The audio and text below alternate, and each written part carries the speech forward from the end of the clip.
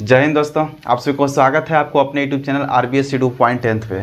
तो board exam class 10th का जो भी 24 में देने वाले हैं भाई, तो इस चैनल के लिए आपसे बहुत ज़्यादा यहाँ पे प्रॉफिट होने वाला है और लाभदायक होने वाला है। आज का जो ये टॉपिक है यहाँ पे देखिए, प्रकाश का परावर्तन यानी रिफ्लेक्शन ऑफ लाइट पढ़ाने वाला ये फिजिक्स का टॉपिक है भाई। ये टॉपिक से भी अक्सर क्वेश्चन जो है बोर्ड एग्जाम में पूछा जाता है, ऑब्जेक्टिव और सब्जेक्टिव दोनों। ये जो 200 पॉइंट आपको दिख रहा है, प्रकाश यानी लाइट, परावर्तन यानी रिफ्लेक्शन, किरण पुंज, पारदर्शी, अपारदर्शी, पारभासी, प्रदीप्त, अपरदीप्त, प्रकीर्णन, प्रकाश के परावर्तन के नियम, पूरा डिटेल में यहाँ पे ये 200 पॉइंट को यहाँ पे डिस्कस करने वाले हैं। और इसके रिलेटेड जो भी यहाँ पे ऑब्जेक्टिव बनता है, सब्जेक्टिव बनता है, बिल्कुल आप सभी को क्लियर हो जाएगा। और आपको यहाँ पे जो हम ये बताने वाले हैं, इसका पूरा तरह से यहाँ पे परिभाषा भी आपको मिल जाएगा भाई। इस वीडियो के डिस्क्रिप्शन में आपको जाना है, वहाँ से टेलीग्राम से जुड़ जाना है। ये सभी पॉइंट आपको जो है इसका परिभाषा मिल जाएगा PDF में, ठीक है। जो भी हम पढ़ा रहे हैं, जो कुछ भी पढ़ा रहे हैं, सभी चीज़ का PDF अवेलेबल है आप सभी को लिए, ताकि उसको बार बार रिविजन कर सके और बहुत ही बेहतरीन ढंग से आप जो है बोर्ड एग्जाम 2024 में बेस्ट परफॉर्मेंस के साथ अच्छा स्कोर आप लोग कर पाएँ। तो यहाँ पे चलिए 200 पॉइंट को बारी बारी से डिस्कस करते हैं। और बिल्कुल आपको तोता मैना की तरह रटना नहीं है, हर एक पॉइंट को आपको यहाँ पे बहुत ही अच्छे ढंग से आपको यहाँ पे डायरेक्ट आपको दिल और दिमाग में घुसा देंगे भाई। दिमाग से ज़्यादा आपको दिल में घुसाना है, क्योंकि दिल में जो घुसता है और दिल में जो बसता है वो बहुत दिन तक याद रहता है। उसका बात जो है कैसे याद करके आप जो है रात में सोचने लगते हैं कि क्या बोली थी 12 बजे रतिया में कल, याद बोली थी परसों, लेकिन याद आपको आ रहा है आज। तो इसी कारण आपको जो है इसी तरह से दिमाग से ज़्यादा आपको दिल में यहाँ पे घुसाना है। दिल का बात जो है बहुत दिनों तक यहाँ पे टिके रहता है, जल्दी नहीं निकलता है। तो चलिए सबसे पहला पॉइंट जो है यहाँ पे देखिए, प्रकाश का परावर्तन। इससे ये चैप्टर का ही नाम है प्रकाश का परावर्तन, पहला चैप्टर फिजिक्स का। इसको जो इंग्लिश में बोला जाता है रिफ्लेक्शन ऑफ लाइट। अब यहाँ से देखिए दो क्वेश्चन यहाँ पे बन सकता है कि प्रकाश क्या है, परावर्तन क्या है, ठीक है। तो सबसे पहले यहाँ पे देखिए प्रकाश के बारे में बताते हैं। प्रकाश हालांकि यहाँ पे पॉइंट नंबर 1 में हमें भी लिख चुके हैं। तो देखिए प्रकाश जो है एक प्रकार का ऊर्जा है जिसके माध्यम से हम किसी वस्तु को देख पाते हैं। प्रकाश नहीं रहेगा हम किसी भी वस्तु को नहीं देख सकते। हमारी आंखों के सामने भी वस्तु रहेगा फिर भी उसको हम नहीं देख सकते जब तक प्रकाश नहीं रहेगा। अब यहाँ पे एग्जाम्पल देते हैं, जैसे रात में आप देखिएगा, रात में तो अंधेरा रहता है, तो रात में आपको आंखों के सामने वस्तु रहेगा लेकिन नहीं दिखेगा जब तक आप उस पर प्रकाश नहीं डालिएगा, कोई टॉर्च के मदद से या तो लाइट के मदद से, जो भी बल्ब वगैरह है, आप उसको नहीं जलाइएगा तो आपको नहीं दिखेगा। आपको आंखों के सामने भी वस्तु रहेगा फिर भी, लेकिन जैसे ही प्रकाश को जलाइएगा, किसी कारण से यहाँ पे किसी के सहायता के मदद से प्रकाश को उत्सर्जित कीजिएगा, तुरंत जो है प्रकाश उस वस्तु पे पड़ेगा। और वापिस जो है उस वस्तु पे पड़ने के बाद प्रकाश जो है हमारे आँख का जो रेटिना है उस पे जो है वापस टकरा कर आता है और वो वस्तु का प्रतिबिंब बना देता है, ठीक है। तो आप जो है बिना प्रकाश के मदद से किसी भी वस्तु को या तो सारी दुनिया आप जो है नहीं देख पाइएगा जब तक प्रकाश नहीं रहेगा। प्रकाश को मानव नेत्र नहीं देख पाता है, प्रकाश की सहायता से जो है पूरी दुनिया में जितना भी जीव जंतु वस्तु जो भी अवेलेबल उसको हम देख पाते हैं, ठीक है। या तो आप यहाँ पे देखिए दिन में ही उदाहरण देते हैं, दिन के तौर पे ही, जैसे कोई आपका जो है एक रूम होगा या कमरा होगा, जो मानिए यहाँ पे दोनों सेम ही बात है, उसमें आप क्या कीजिए कि जितने भी बल्ब और लाइट जो भी लगा हुआ है उसको पूरा तरह से मिझा दीजिए, यानी अंधेरा कर दीजिए रूम को। और उसमें देखिएगा जो भी वस्तु आप सभी को सामने रहेगा और वस्तु नहीं दिखेगा, लेकिन जैसे ही प्रकाश को जलाइएगा प्रकाश उस वस्तु पे पड़ेगा और पड़ने के बाद फिर वही प्रक्रिया होगा, ठीक है। वापस लौटकर हमारे जो आँख का रेटिना है उस वस्तु का प्रतिबिंब बना देगा और हमें देखने लगेगा, ठीक है। तो यहाँ पे प्रकाश के बारे में समझ गए कि प्रकाश जो है किसी भी चीज़ को देखने के लिए बहुत ही ज़्यादा जरूरी है। जब तक प्रकाश नहीं रहेगा हम उस चीज़ को नहीं देख पाएंगे। इसका जो है आप इस तरीके से कैसे भी परिभाषित कर सकते हैं कि प्रकाश वह भौतिक कारण है जो हमारी आँखों को किसी भी वस्तु को देखने की अनुभूति प्रदान करता है। क्या रटने की आवश्यकता है?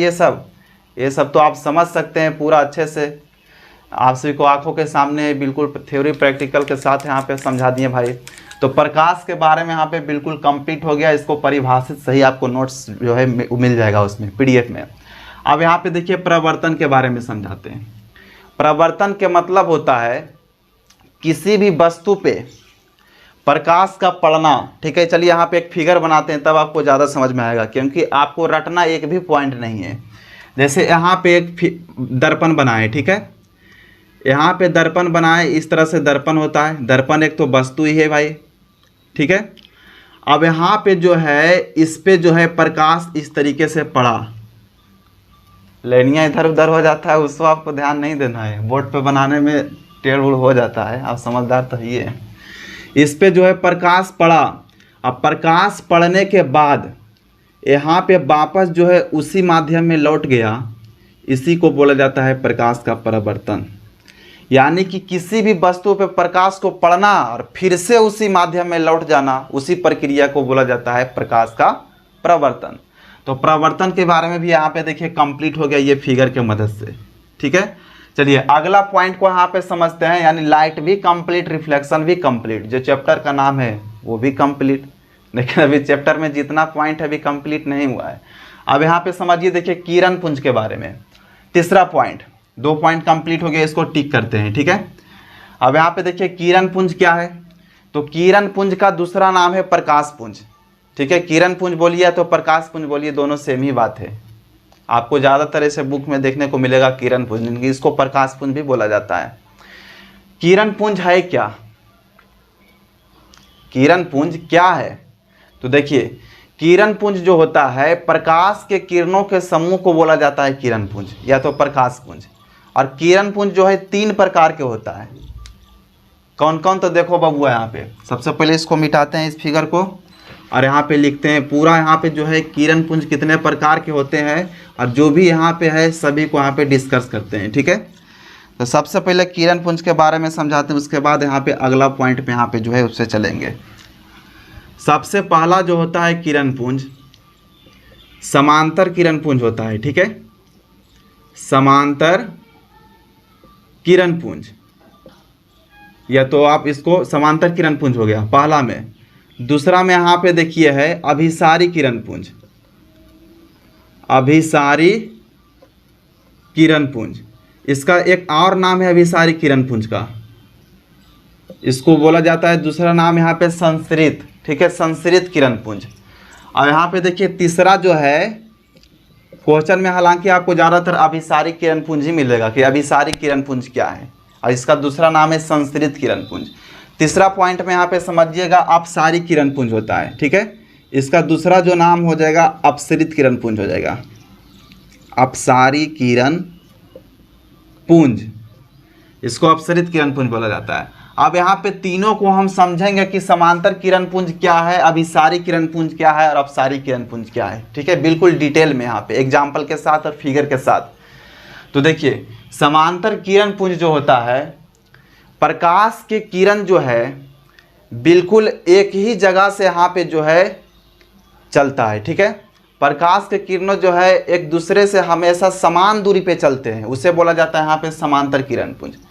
तो यहाँ पे देखिए इसका फिगर जो बनेगा समांतर किरण पुंज का, फिगर के मदद से और भी बहुत ज़्यादा आसानी से आप लोग समझ पाइएगा। देखिए समांतर किरण पुंज जो होता है हमेशा एक ही जगह से यहाँ पे चलता है, इस तरह से बिल्कुल समांतर, ठीक है, हमेशा एक ही जगह से चलता है और यहाँ पे लाश होता है एक ही जगह जाके, इस तरीके से।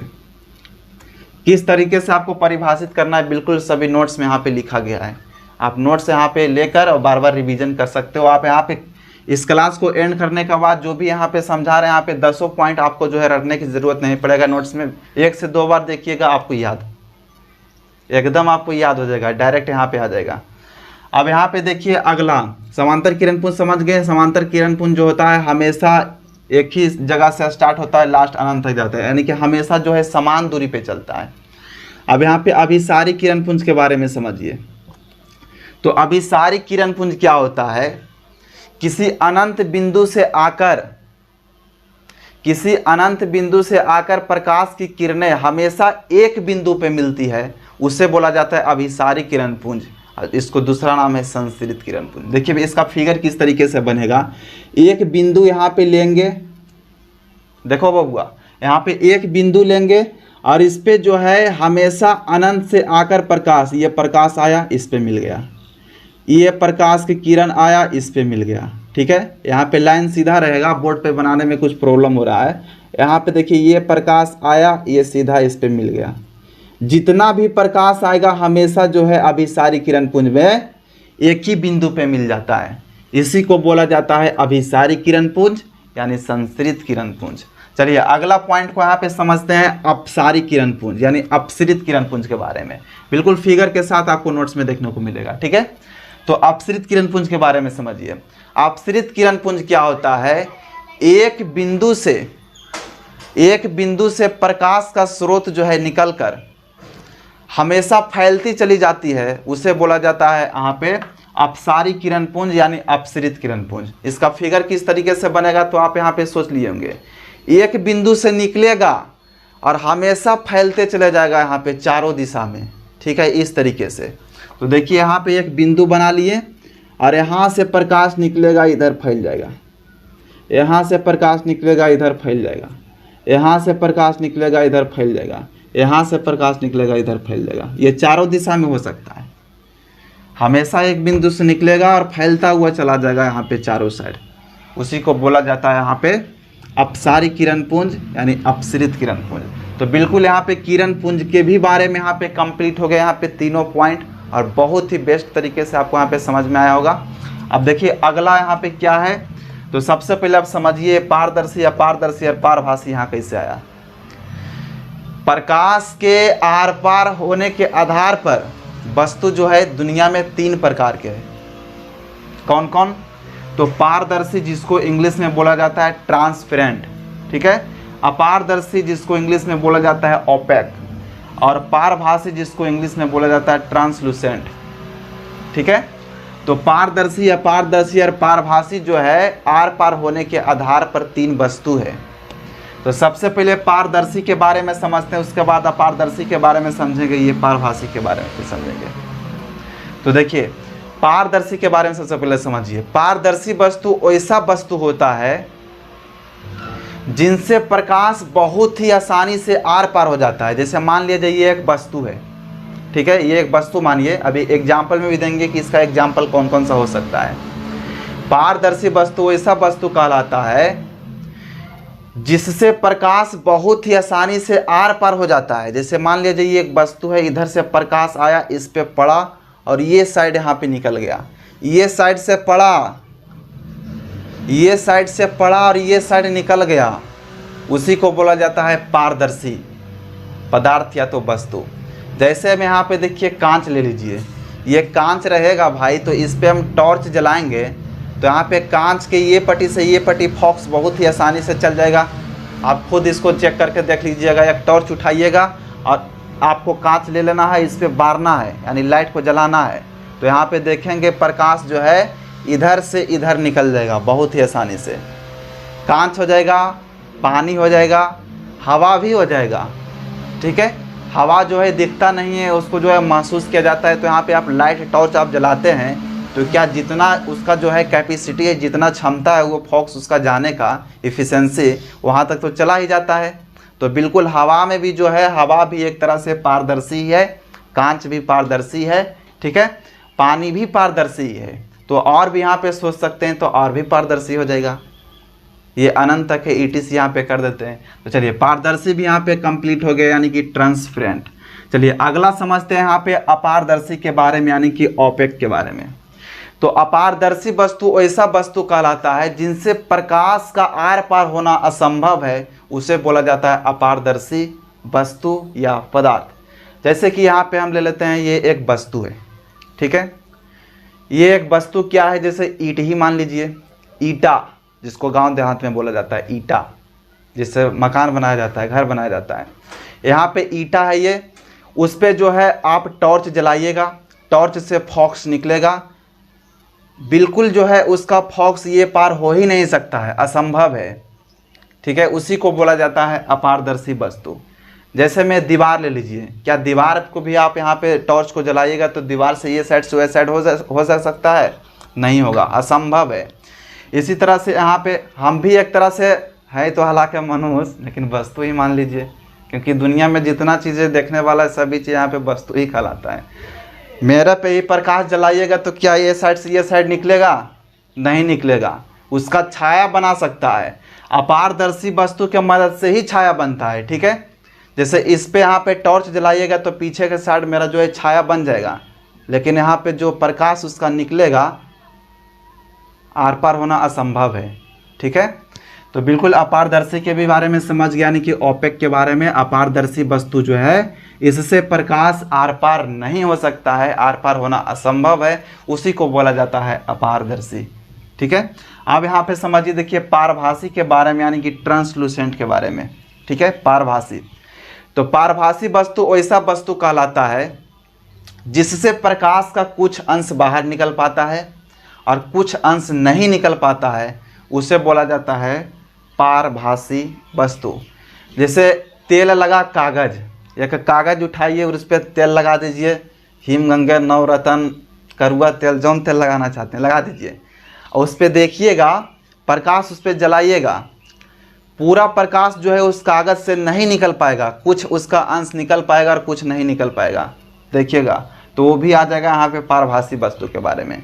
या तो घिसा हुआ शीशा, एक शीशा को उठाइए और उसको बिल्कुल रगड़ रगड़ के घिस दीजिए, और उसमें जो स्क्रैच आएगा फिर वहाँ पे आप बार के देखिए, उस जो शीशा आप लिए हैं घिसा हुआ, जो घिसे हैं उस पर प्रकाश देखिए, जलाइएगा टॉर्च, कुछ अंश उसका बाहर निकलेगा, कुछ अंश नहीं निकलेगा, एकदम से नहीं निकल जाएगा उसका क्लियर जो भी यहाँ पे फोकस हुआ है। हाँ, देखिएगा यहाँ पे आप थ्योरी प्रैक्टिकल यहाँ पे करके बता रहे हैं। क्या इस तरह से समझाने पर आपको रटने का ज़रूरत है जी? नहीं। अब यहाँ पे समझिए, एक यहाँ पे एग्जाम्पल और भी बन सकता है। तेल लगा कागज, घिसा हुआ शीशा, ये सभी क्या है? पारभासी में आ जाएगा, यानी कि ट्रांसलूसेंट आ जाएगा, ठीक है। तो चलिए पारभासी भी यहाँ पे कंप्लीट हो गया, ट्रांसलूसेंट भी कंप्लीट हो गया। अब समझिए, देखिए प्रदीप्त के बारे में, यानी कि इल्यूमिनेटेड। इल्यूमिनेटेड क्या है? तो प्रदीप्त और अप्रदीप्त जो है उत्सर्जन के आधार पर दो वस्तु है। उत्सर्जन के आधार पर यहाँ पे दो है, प्रदीप्त और अप्रदीप्त, और आर पार के आधार पे होने वाले जो है तीन है, पारदर्शी, अपारदर्शी और पारभासी। तो चलिए उत्सर्जन के आधार पर सबसे पहले प्रदीप्त के बारे में यहाँ पे डिस्कस करते हैं। प्रदीप्त क्या है? तो प्रदीप्त देखिए वैसा है वस्तु जिससे प्रकाश जो है स्वयं उत्सर्जित होता है, उसे बोला जाता है प्रदीप्त, यानी इल्यूमिनेटेड। तो यहाँ पे जैसे में इसका क्या हो जाएगा? सूरज हो जाएगा। सूर्य क्या किसी से प्रकाश मांगने जाता है? खुद ना उत्सर्जित करते हैं सूर्य भगवान। उसके बाद यहाँ पे तारा हो गया, जलता बल्ब हो जाएगा, ये सभी क्या आ जाएगा? इल्यूमिनेटेड में आ जाएगा। चलिए अगला यहाँ पे पॉइंट समझिए अप्रदीप्त के बारे में, यानी अनलिट। अप्रदीप्त क्या है? तो अप्रदीप्त जो है खुद से प्रकाश को उत्सर्जित नहीं करता है, किसी न किसी के सहायता से, मदद से करता है। जैसे चंद्रमा हो गया, पृथ्वी हो गया, यहाँ पे सभी यहाँ पे जो है ये अप्रदीप्त में आ जाएगा, अनलिट में। अब प्रकीर्णन के बारे में समझिए, प्रकाश के परावर्तन के नियम के बारे में समझिए। सबसे पहले प्रकीर्णन बताते हैं, यानी कि स्कैटरिंग, ठीक है। तो प्रकीर्णन क्या है? देखिए प्रकीर्णन जो है धूलकण द्वारा, एक धूलकण जो होता है, धूलकण द्वारा अपने ऊपर पड़ने वाले, ये जो है एक दूसरे से हल्का फल्का मैचिंग है यहाँ पे देखिए, किससे? तो अपारदर्शी से, ठीक है। धूलकण द्वारा अपने ऊपर पड़ने वाले प्रकाश का कुछ भाग जो है अवशोषित करता है और कुछ भाग जो है बिल्कुल उसको बिखेर देता है, यानी फैला देता है, उसी को बोला जाता है यहाँ पे प्रकीर्णन, ठीक है। तो बिल्कुल प्रकीर्णन के बारे में भी यहाँ पे कंप्लीट होगा, इस पॉइंट पे भी टिक करते हैं। चलिए एक लास्ट पॉइंट बचा यहाँ पे, प्रकाश के परावर्तन के नियम, जो कि बहुत ही ज़्यादा इम्पोर्टेंट है। शायद ही ऐसा बार जो है कोई भी साल में यहाँ पे देखेंगे तो प्रीवियस ईयर में ये क्वेश्चन मिल जाएगा, किसी ना किसी शिफ्ट में ये क्वेश्चन तो हर हाल में मिलेगा। प्रकाश के परावर्तन के नियम, ये बहुत ही ज़्यादा इम्पोर्टेंट, आप चाहे तो इस पर VVI भी कर सकते हो, ठीक है। प्रकाश के परावर्तन के नियम यहाँ पे बिल्कुल डिटेल में यहाँ पे समझाते हैं फिगर के साथ, ठीक है। फिगर के साथ इसको समझाते हैं, प्रकाश के परावर्तन के नियम आखिर है क्या। तो चलिए सबसे पहले प्रकाश के परावर्तन के नियम समझिए। इसके लिए एक फिगर का ज़रूरत है, फिगर को यहाँ पे पाते हैं। जैसे मान लीजिए यहाँ पे ये एक दर्पण ले लिए, ठीक है। ये एक दर्पण है इस दर्पण का नाम हम दे दिए एम और इसका नाम है एन। ठीक है, यहाँ पे दर्पण बना देते हैं, इस तरीके से होता है दर्पण।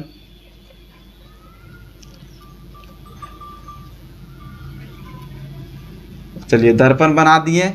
यहाँ से ये किरण आया, इस पर पड़ा। कहाँ से? यहाँ से ये किरण आया, इस दर्पण पे पड़ा और वापस जो है यहाँ पे टकराकर इधर लौट गया, ये साइड। अब देखिए यहाँ पे क्या क्या इसका नाम होगा। ठीक है, ये जो होगा आपतित किरण हो जाएगा, ये जो होगा परावर्तित किरण होगा। आपतित किरण मतलब आना और परावर्तित किरण मतलब लौट जाना।